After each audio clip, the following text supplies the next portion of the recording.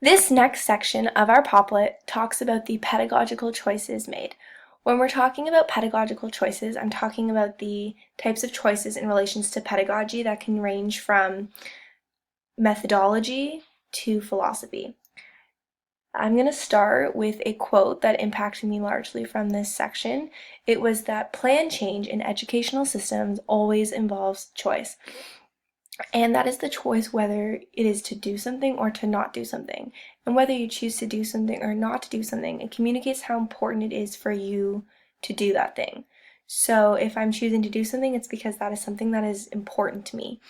If I'm choosing not to do something, it's maybe not because it wasn't important to me, it's because something else was more important to me and I allocated my time to putting my efforts into towards something that was important to me. And this choice is relevant to our instructional practices, whether we're choosing to reflect on them and revise them. We want to make sure our instructional practices are in line with the needs of our students. So instructional practices need to be in line with our students to promote their academic success. So when you plan and you have effective instructional practices, they're linked to like academic growth among all students, including ELL students. So we need to make sure that our instructional practices are meeting the needs of our ELL students so that they can succeed academically. And these choices are not just with regards to educators in terms of the pedagogy that they are implementing, but as well as the school leaders. So our administration, we need the support from our administration to help us deliver effective instructional practices.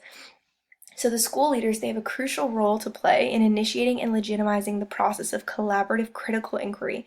School leaders receive a lot of policy that they can extend to their teachers and explain them on like this is what the policy is saying on how we can support ELL students. They can bring research in to deliver to their teachers. They can also allocate resources and budget to supporting their teachers, whether that is providing teachers with professional development opportunities, taking a PD day where they can learn how to support their ELL students through maybe math or literacy or whatever it is, having their teachers go to workshops to better their knowledge and their skill set.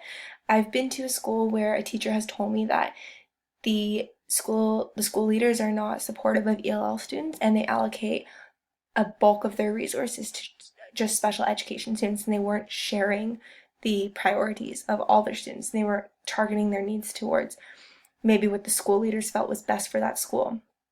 And so as much as the school can support teachers by providing them with necessary resources, it's developing the awareness to teachers that they have the power.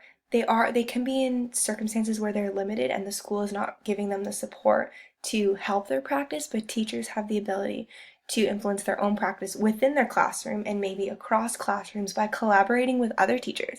So they can make pedagogical choices in terms of the type of content they focus on or what it is they're working on in their classroom, whether that's creating an inclusive environment for all students to take risks, or whatever it is that the teacher is focusing on to develop in their school classroom or with other teachers. They can do that within a grade if all the grade 8 teachers want to focus on something.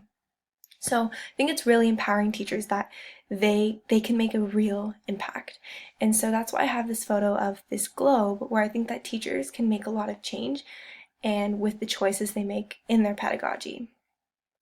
And so branching off of this bubble in our poplet, we're going to have 7 bubbles that focus on different pedagogical choices that the article spoke about.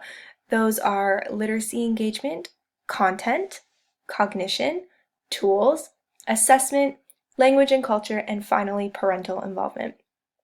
I will be speaking towards the first 3, so I will provide more information on literacy engagement, content, and cognition, and Allison will focus on providing more information with regards to tools, assessment, language and culture, and parental involvement. So these next 7 sections, these next 7 elements, will focus on different aspects of pedagogical choices that teachers can make to maximize the success of ELL students in their classroom, to invoke change and help them succeed academically.